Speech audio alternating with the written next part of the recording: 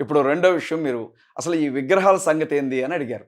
హ్మ్. అంటే క్రైస్తవ్యంలో విగ్రహాలను కూలగొట్టమని ఉందా? మీ బైబిల్‌లో ఉన్నట్లుగా విన్నాను. హ్మ్. చాలామంది లలిత్ కుమార్ గావచ్చు, కరుణాకర్ సుగుణ గావచ్చు, అమర ప్రసాద్ గావచ్చు, ఇంకా చాలామంది వచ్చేసాయి కదా! ఇవాళ పుట్టగొడుగులాగా పుట్టుకొచ్చిన చాలా తర్వాత ఛానల్స్‌లో డిస్కషన్ చేద్దాం. చేద్దాం. ఫస్ట్ అంటున్నారు. ఏమని? కేవలం బైబిల్‌లో ఒక్కటే కాదు. ఖురాన్‌లో ఖురాన్‌లో కూడా ఉంది. ఉందా? బ్రదర్ నేను నాకు కామెంట్స్‌లో వచ్చాయి అవి. బైబిల్‌కి నేను రిప్రజెంట్ చేస్తున్నాను. హ్మ్. బైబిల్‌కి నేను ప్రతినిధిని. దేవునికి నేను ప్రతినిధిగా ఉన్నాను ఇక్కడ. బైబిల్ గ్రంథానికి సంబంధించిన పనివాడిని నేను. సేవకుడిని కాబట్టి బైబిల్‌లో ఏముందో నేను చెప్తాను. హ్మ్. నేను మీతో ఒక విషయం చెప్తాను బ్రదర్. నేను ఇక్కడ నుంచి మాకు ఇబ్రహీంపట్నంలో ఒక సంఘం ఉంది. విజయవాడ. హ్మ్. ఆదివారం ఖమ్మంలో సర్వీస్ జరగడం కంటే ముందు ఇబ్రహీంపట్నం వెళ్ళి ఇబ్రహీంపట్నం నుంచి ఇక్కడికి వచ్చేవాడిని. వెళ్ళేటప్పుడు నా కారులో నేను వెళ్ళేటప్పుడు నా కారు డ్రైవరు హిందూ. అతనేమన్నాడంటే ఆ ఎళ్ళే దారిలో దాదాపు ఒక 100 అడుగులో, 150 అడుగులో ఒక పెద్ద విగ్రహం ఉంటుంది. హనుమంతుడి విగ్రహం. మీకు ఐడియా ఉందో లేదో. హ్మ్. ఆ టెంపుల్ దగ్గరికి వెళ్ళగానే అతను వెళ్ళేటప్పుడు చూసి దండం పెట్టేవాడు. వచ్చేటప్పుడు చూసి దండం పెట్టేవాడు. నన్ను అడిగాడు, "అన్నా చూడన్నా ఎంత గొప్ప దేవుని విగ్రహమో అసలు అద్భుతంగా ఉంది" అని అన్నాడు. అని దండం పెడుతుంటే నేనన్నాను గదా! నేనేమన్నానంటే, "నిజమే కానీ దండం పెడితే ఈ విగ్రహాన్ని తయారు చేసిన వాడికి పెట్టాలన్నాను నేను. హ్మ్. ఆ విగ్రహానికి కాదు దండం పెట్టేది. నువ్వు దండం పెట్టాలనుకుంటే దాన్ని అట్లా తయారు చేసిన వాడికి పెట్టాలి. ఎందుకంటే దానికి సృష్టికర్త ఒకడున్నాడు. దాన్ని తయారు చేసిన వాడే దానికి సృష్టికర్త. హ్మ్. నువ్వు నేనెళ్ళి విగ్రహానికి దండం పెట్టడం కాదు. ఒకవేళ వాటికి ప్రాణం ఉంటే విగ్రహాలే తయారు చేసిన మనిషికి దండం పెట్టాలి. నువ్వు నన్ను ఇలా తయారు చేసావు. అందులో ఉన్నది కొంత సిమెంటు, కొంత ఇసుక, కొంత రాయి, కొంత ఇనుము, వెండి కావచ్చు, బంగారం కావచ్చు, ఎక్కడ పడిపోయి ఉంటే వాటిని తీసుకొచ్చి ఒక చోట పెట్టి దానికి ఒక రూపం ఇచ్చి వాటిని నిలబెట్టి వాటిని ప్రాణ ప్రతిష్ఠ చేసే వరకు అన్ని మనుషులే చేసింది. హ్మ్. వాటంతటికి వచ్చి నిలబడి ఉంటే మనం వాటికి దండం పెట్టొచ్చు. కానీ ఇక్కడ ఒక శిల్పి తయారు చేశాడు.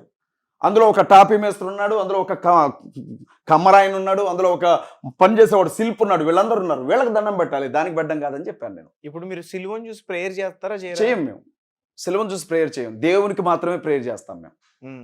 ఆత్మకు సిలువలు మాత్రమే. కూడా పెడతారు కదా ఎవరికి? చర్చిల పైన. అదొక జ్ఞాపకంగా యేసుక్రీస్తు ప్రభు ఈ సిలువ మీద మరణించాడు. సిలువేం మారలా. సిలువ అలాగే ఉంటుంది. హ్మ్.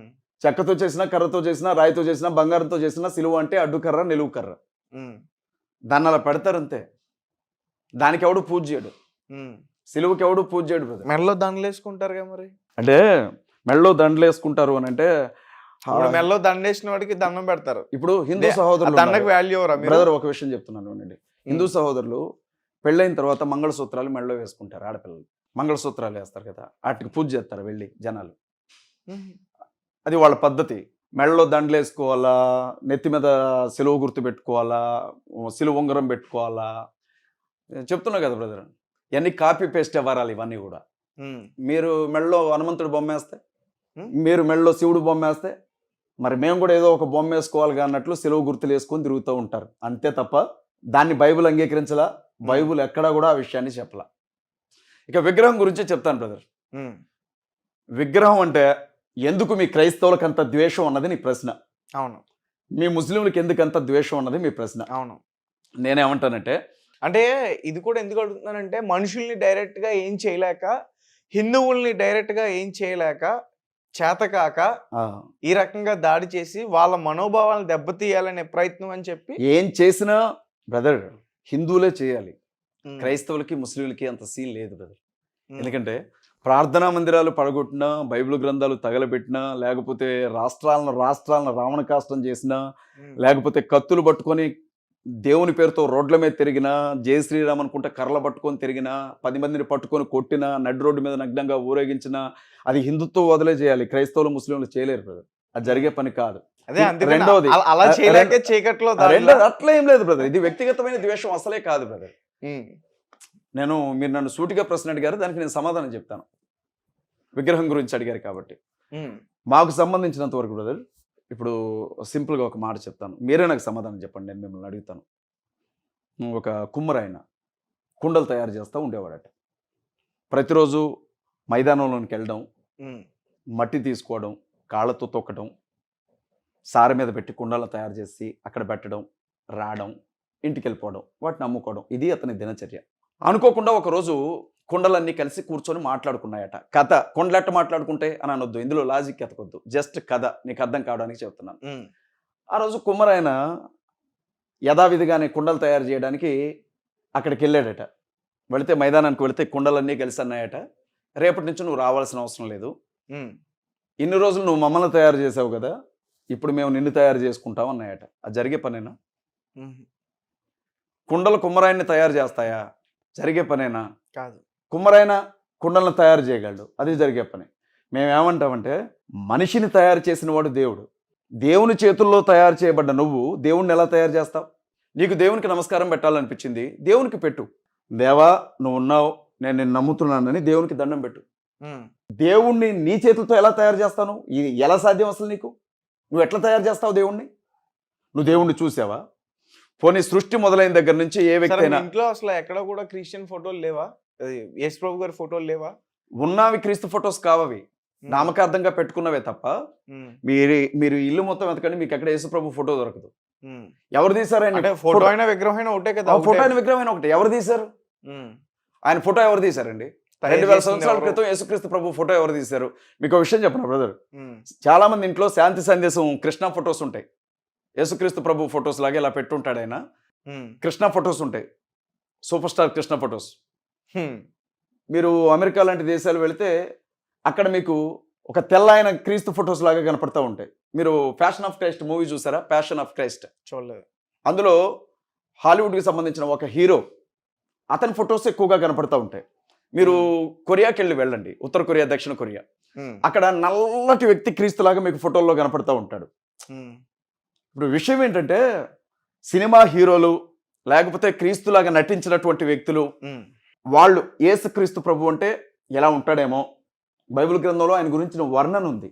ఉమ్, అగ్నిజ్వాలల వంటి నేత్రాలు కలిగిన వాడు, అపరంజి అంటే బంగారాన్ని పోలిన పాదాలు కలిగిన వాడు, ఉమ్, మెడ వరకు తెల్లని జుట్టు, ధవళవర్ణమైనటువంటి జుట్టును కలిగిన వాడు, నోటి నుంచి 2 వైపులా పదునున్న ఖడ్గం లాంటి మాటలు కలిగిన వాడు, ఆయన నడుముకి దట్టి కట్టుకున్నవాడు అనుకుంటా. అతని గురించి, ఆయన మనుష్య కుమారుని గురించి ఆయన ఎలా ఉండేవాడో ఒక పోలిక రాయబడింది.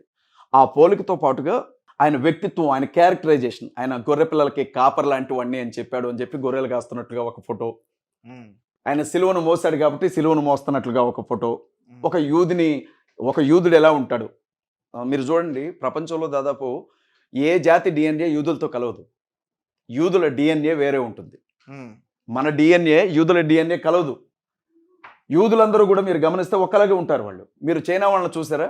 ఉమ్, నలుగురిని పక్కన నిలబెడితే ఎవడెవడు మనకు అర్థం కాదు. ఉమ్, నేపాల్ వాళ్ళని చూడండి, మనకు అర్థం కాదు అసలు. యూదులను కూడా చూడండి, వాళ్ళు ఒక్కలాగే ఉంటారు. ఉమ్, వాళ్ళ ఎత్తు, పొడవు, మాట్లాడే తీరు, పద్ధతి అలా అని వాళ్ళ ఆకారాన్ని బట్టి గీసుకున్నాడు తప్ప అది క్రీస్తు రూపం కాదు బ్రదర్. ఉమ్, బైబిల్ అందుకే అంటది ఎట్టి పరిస్థితుల్లో విగ్రహాన్ని తయారు చేయొద్దు. అది చాలా మందికి అర్థం కావాల్సిన విషయం ఏంటంటే, మీరు రాముడి విగ్రహం పెట్టుకోవద్దు, లేకపోతే విష్ణు విగ్రహం పెట్టుకోవద్దు, హనుమంతుడి విగ్రహం పెట్టుకోవద్దు, దేవతల విగ్రహం పెట్టుకోవద్దు అని చెప్పలా ప్రభు. ఆయన ఏమన్నాడు అని అంటే, నాకు మీరు విగ్రహాన్ని చేయొద్దు, ఎందుకంటే నేను విగ్రహంలో ఉండను, నన్ను విగ్రహంలో మీరు చూడలేరు. ఉమ్, ఆకాశ మహాకాశములు పట్టజాలని వాడు, మీరు తయారు చేసే గుడుల్లోనే ఆయన ఉండడు అని ఉంది బైబిల్లో. ఉమ్, టెంపుల్స్లో ఆయన ఉండడు అని రాయబడి ఉంది చాలా స్పష్టంగా. ఉమ్. అందుకే మేము విగ్రహాన్ని నమ్మం బ్రదర్. మీరు గమనించండి, బైబిల్లో విగ్రహం గురించి ఒక ఆహా, మాట రాయబడి ఉంటుంది, చెప్పనే ఉండండి. ఉమ్, ఏమనంటదంటే, సాక్షాత్తు దేవుని ఆత్మ చెప్పే మాట అది, ప్రవక్త రాస్తాడు ఆయన చెప్పేటప్పుడు. ఏమనంటాడే, విగ్రహాలను పూజించే వారికి తెలివి లేదు అని అంటాడు. ఉమ్, అదేంటి ఇంత మాట అన్నాడు అని మనం చదివితే అక్కడ ఏమని ఉంటుందంటే, ఒక వ్యక్తి అడవికి వెళ్తాడు, ఒక చెట్టును నరుకుతాడు, నరికిన చెట్టులో కొంత భాగాన్ని ఇంటికి తీసుకొని వచ్చి తనకు కావలసిన మంచాన్నో టేబుల్నో తయారు చేసుకుంటాడు. దానితోనే మాంసం కొట్టే మొద్దును తయారు చేసుకుంటాడు. మిగిలిన కొంత భాగాన్ని తీసుకొని వచ్చి పొయ్యిలో పెట్టి తగలబెట్టుకుంటాడు. అదే భాగాన్ని ఒక విగ్రహం లాగా చెక్కి దానికి దండం పెడతాడు. ఈ మనిషికి ఆలోచన ఉండదా అని అడుగుతుంది బైబిల్. ఉమ్. అర్థమైందా ఇప్పుడు brother? మీరు తెలివైన వాడు కాదు అని చెప్పేసి అన్నారు కదా. ఎవరు? ఇప్పుడు అంటే ఎట్లా విగ్రహాలు పెట్టే వాళ్ళకి తెలివి ఉండదు అని చెప్పేసి అవును, అన్నారు కదా. వాస్తవం బ్రదర్ అది. అట్లా ఉండదు. ఇప్పుడు ఇప్పుడు బైబిల్లో ఉందని చెప్పేసి అన్నారు అవును, కదా. ఉంది బ్రదర్. జ్ఞానం లేని వారు అని ఉంది. రేవంత్ రెడ్డి ఎవరు? సీఎం. ఉమ్. తెలివితేటలతోనే కదా అంత పై స్థాయికి వెళ్ళి సీఎం అయ్యాడు. ఈ లోక చంద్రబాబు నాయుడు జ్ఞానం ఎవరు? వేరు, దేవుని జ్ఞానం వేరు బ్రదర్. దైవ జ్ఞానం వేరు, మనిషి జ్ఞానం వేరు. ఉమ్, దేవుడు చేసిన పని గురించి పరిశీలించడానికే శాస్త్రవేత్తలు పుట్టుకొని వచ్చారు. జీవితకాలం పరిశీలించినా దేవుని సృష్టిలోనే ఏదో ఒకటి కనిపెడతారు వాళ్ళు, లేనిదేం కనిపెట్టరు. దేవుడు చేసిన సృష్టిలోనే ఏర్పాటు చేయబడిన విధానంలో ఏదన్నా ఒకటి కనిపెట్టి ఇది ఎక్కడుంది, దీనికి ఇది అని చెప్తారు తప్ప కొత్తగా వీళ్ళు కనిపెట్టేది ఏముండదు. దైవ జ్ఞానం వేరు, మనిషి జ్ఞానం వేరు బ్రదర్. మరి పాస్టర్ అజయ్ బాబుకి అసలు భయం లేదా? మరి విగ్రహాన్ని పగలగొడతా అన్నారు ఇందాకడ యేసుప్రభు గారిది. మీ వాళ్ళు మీ పైన అటాక్ చేస్తారేమో మరి? నేను రాముడి విగ్రహం పగలగొడతానని చెప్పలా, కృష్ణుడి విగ్రహం అదే పగలగొడతానని చెప్పలా, క్రిస్టియన్సే అటాక్ చేస్తారేమో అంటున్నా. ముత్యాలమ్మ విగ్రహం పగలగొడతానని చెప్పలా, విగ్రహాలను పగలగొట్టండి అని పిలుపును ఇవ్వాల. నాకు యేసుక్రీస్తు ప్రభువు తెలుసు, ఆయన ఆత్మయ్య ఉన్నాడని తెలుసు.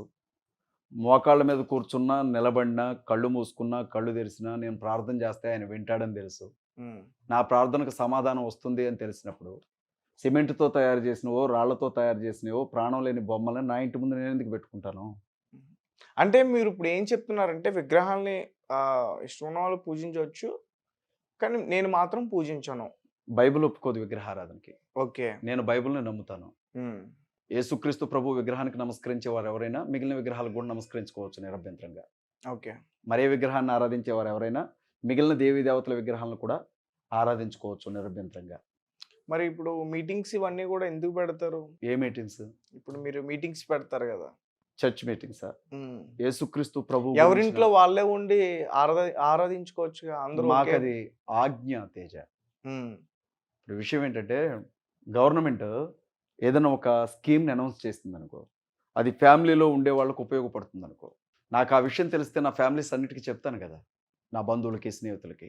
ఇప్పుడు పోలియో చుక్కలకి మందు వచ్చింది అన్న విషయం, చిన్నపిల్లలకి వ్యాక్సిన్ వేయించాలన్న విషయం అందరికీ చెప్తాం కదా. కరోనా వ్యాక్సిన్ వచ్చింది, వ్యాక్సిన్ వేయించడని అందరికీ చెప్తాం కదా. అలాగే పాపానికి ఒక మందు కనబడింది, పాపానికి ఒక మందు కనుగొనబడింది, అది యేసుక్రీస్తు ప్రభు రక్తమే, ఆయన నమ్మండి అని చెప్తాం మేము. నమ్మండి అని చెప్పడం తప్పు కాదుగా. నమ్మకపోతే చంపేస్తామంటే తప్పు, నమ్మకపోతే బతకనివ్వమంటే తప్పు, నమ్మకపోతే నీ అంతు తేలుస్తాం వెలివేస్తామంటే తప్పు, నమ్మకపోతే తల్లబాల కొడతామంటే తప్పు, నమ్మకపోతే బయటికి ఈడుస్తామంటే తప్పు. కానీ నమ్మండి అంటే తప్పే ఉంది? మాకు ఆయన చెప్పాడు, మేము నమ్ముతున్నాం. ఓకే. మేము నమ్మిందే ప్రకటిస్తా ఉన్నాం. రైట్. టాపిక్ డైవర్షన్ ఓకే, ఎటో వెళ్ళిపోతుంది. సో మరి ముత్యాలమ్మ టెంపుల్ విగ్రహం పగలగొట్టినప్పుడు ఈ పాస్టర్లందరూ ఏమయ్యారు? పైకి చెప్పడమే చెప్తారు కానీ మరి వాళ్ళు వచ్చి ఎందుకు ఖండించలేదు? ఎవరు ఖండించారు? ఖండించాలంటే మేము ఏం చేయాలని మీరు ఎక్స్పెక్ట్ చేస్తున్నారు? అట్లా చేయడం తప్పు. హిందువుల యొక్క మనోభావాలు దెబ్బతింటే అని చెప్పాలి కదా.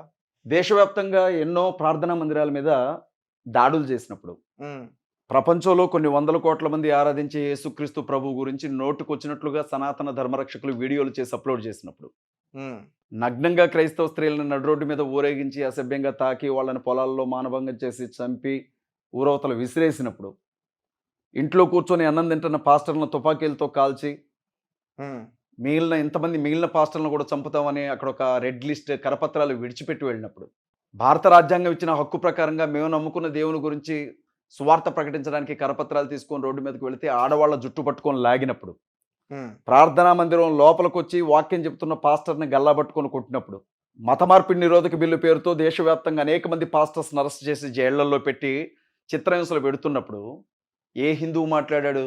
ఏ పూజారి మాట్లాడాడు? ఏ పీఠాధిపతి మాట్లాడాడు? అదే మాట్లాడలేదనేది మనసులో లేదు. వాళ్ళు మాట్లాడలేదు, కనీసం మాట్లాడలేదు. వాళ్ళు దాడి చేస్తూ కనీసం మాట్లాడలేదు. పైకి చూపించాడు. ఇక్కడ ఏ క్రైస్తవుడు కూడా దాడి చేయలే. ఒకవేళ మీరన్నది ఎప్పుడు వర్తిస్తుందో తెలుసా? ఆ విగ్రహాన్ని పగలగొట్టిన వాడు ఒక చర్చి పాస్టర్ అయి ఉంటే, ఆ విగ్రహాన్ని పగలగొట్టిన వాడు ఒక చర్చి బిలీవర్ అయి ఉంటే, ఆ విగ్రహాన్ని పగలగొట్టిన వాడు ఒక సగటు చర్చికి సంబంధించిన వ్యక్తి అయి ఉంటే, పాస్టర్స్ అందరూ కూడా చెప్పేవాళ్ళు, అరే బుద్ధి లేనివాడా, ఏం పని చేసేవరా, బుద్ధి తక్కువ పని చేసావు, నీకు సిగ్గు లేదారా, నువ్వు ఎట్లా చేస్తావు ఆ పని అనేవాళ్ళం. కానీ అతను ఒక క్రైస్తవుడు కాదే, అతను ఒక ముస్లిం సహోదరుడు కాబట్టి ముస్లిం మత పెద్దలందరూ కూడా చెప్పారు ఆ విషయం. బహిరంగంగా వాడికి శిక్ష విధించండి, ముత్యాలమ్మ టెంపుల్ ముందు వాడికి శిక్ష విధించండి, మిగిలిన వాళ్ళకి భయం రావాలని చెప్పారు వాళ్ళు. మేము కూడా చెప్పాం, ఇన్సిడెంట్ జరిగిన రోజే చెప్పాం, ముత్యాలమ్మ టెంపుల్ మీద దాడి చేసిన వాడిని వదలడానికి వీల్లేదు, వాడికి ఎలాంటి శిక్ష పడాలంటే అసలు ఇక్కడ తేజ హిందువులని కాదు, ముస్లింలని కాదు, క్రైస్తవులని కాదు, ఒక వ్యక్తిని నమ్ముకున్న దేవుని గురించి, కొంతమంది వ్యక్తులు ఆరాధించే దేవుని గురించి మాట్లాడి కించపరిచే హక్కు కానీ దాడి చేసే హక్కు ఎవరికి లేదు తేజ. ఎలా చేస్తాం? ముత్యాలమ్మ తల్లిని నేను దేవుడిగా ప్రార్థించను, దేవునిగా నేను అంగీకరించను, కానీ ఆవిడ్ని పూజించే వాళ్ళు ఉన్నారు, ఆవిడ్ని ఆరాధించే వాళ్ళు ఉన్నారు, ఆవిడంటే ప్రాణాలు దాన్ని ఇచ్చే వాళ్ళు గౌరవిస్తారు. ఉన్నారు. నేను గౌరవిస్తాను. ఉమ్, కించపరిచే హక్కు నాకెక్కడిది? ఆమెను నువ్వు పూజించు అని నువ్వు చెప్పడానికి నీకే హక్కు లేదు. ఆవిడ్ని నేను గౌరవించను అని చెప్పడానికి నాకే హక్కు లేదు. ఉమ్, నేను గౌరవిస్తాను. ముత్యాలమ్మ తల్లిని నేను గౌరవిస్తాను. ఉమ్, ముత్యాలమ్మని ఆరాధించే భక్తుల్ని గౌరవిస్తాను. వాళ్ళ మత విశ్వాసాలను గౌరవిస్తాను. వాళ్ళ పద్ధతులను గౌరవిస్తాను. ఉమ్, అంతవరకే. కించపరచును. కించపరిస్తే మీరు నన్ను గల్లాబట్టి అడగొచ్చు, నువ్వెవడు కించపరచడానికి అని. ఉమ్. నా నేను నమ్ముకున్న దేవుని గురించి ప్రకటించుకోవడం వరకే నాకున్న హక్కు. నీ దేవుని గురించి కించపరుస్తూ మాట్లాడే హక్కు నాకు లేదని చెప్తున్నాను నేను. అసలు ప్రైజ్ ద లార్డ్ అంటారు కదా, ఉమ్. ఏంటి అది? దేవునికి స్తోత్రం అని అర్థం. ఉమ్. మీరు దేవునికి గుడికి వెళ్ళినప్పుడు దేవునికి స్తోత్రం అని ఉమ్, మంచిగా చెప్పొచ్చు కదా. ఈ మధ్యన ఎందుకు పాస్టర్ ప్రైజ్ ద లార్డ్ అని అంటున్నారు? అనాల్సిన అవసరం లేదు తేజ. ఇప్పుడు నాకు నచ్చుతుంది దేవునికి స్తోత్రం అనేది మంచిగా నచ్చుతుంది. ప్రైజ్ అంటే ఉమ్, స్తోత్రం అని, ది ఉమ్. లార్డ్ అంటే ప్రభువుకి అని, ప్రభువుకు స్తోత్రం అని. నువ్వు నీకు కొన్ని క్రీస్తుకు interviews చెప్పడం వచ్చే ఇష్టం బయట. లేదు. ఇನ್ನು brother, కొన్ని చెప్పాను ఇంటర్వ్యూస్ నేను. వచ్చా బయట. ఆ. ఇప్పుడు నేను ప్రైజ్ ద లార్డ్ అని అనుకో, ఉమ్. మీరు జై శ్రీరామ్ అన్నారు. నేను ఎందుకంటారు? నాకు అవసరం ఏంటి? ఉమ్. అసలు నిన్ను ఎవరు అనమన్నారు ప్రైజ్ ద లార్డ్ అని? చూసారా? నేను అనలేదు కదా. ఇంటర్వ్యూస్ చూడలేదా? ఇంటర్వ్యూస్ చూశాను చూడలేదన్నది కాదు తేజ. ఉమ్. నేను నిన్ను ప్రైజ్ ద ఇప్పుడు లార్డ్ అనమన్నానా? నేను జై శ్రీరామ్ అంట, మీరు అను. అంటారా? నేను ప్రైజ్ ద లార్డ్ అంటాను. నేను శ్రీరాముడికి ఎందుకు చేయకూడతాను? నాకు అవసరం ఏముంది? ఉమ్, శ్రీరాముడు నా దృష్టిలో ఒక సాధారణమైన మనిషి. ఉమ్. మీకు సంబంధించినంత వరకు ఆయన దేవుడు. కాబట్టి మీరు జై శ్రీరామ్ అంటారు. మీ పాస్టర్లు అంటున్నారు కదా, ఎవరు? అది వాళ్ళకి సంబంధించిన విషయం. ఫేక్ దాంట్లో అంటారు వాళ్ళందరూ. ఆ? ఫేక్ అంటారు. నేనెవరిని తేజ ఫేక్ అని చెప్పడానికి? వాళ్ళు ఏ ఉద్దేశంతో మాట్లాడారు అట్లా? నేనైతే అన్ను అని చెప్తున్నాను. దేశానికి జయగొట్టమను, జై భారత్ అంటారు. ఒకవేళ జై శ్రీరామ్ అంటే ఏమైపోతుంది? అసలు ఎందుకు అనాలి? ఎవరు శ్రీరాముడు? ఎవరు? నాకేంటి సంబంధం శ్రీరాముడితో? శ్రీరాముడికి నేను ఎందుకు జయగొట్టాలి?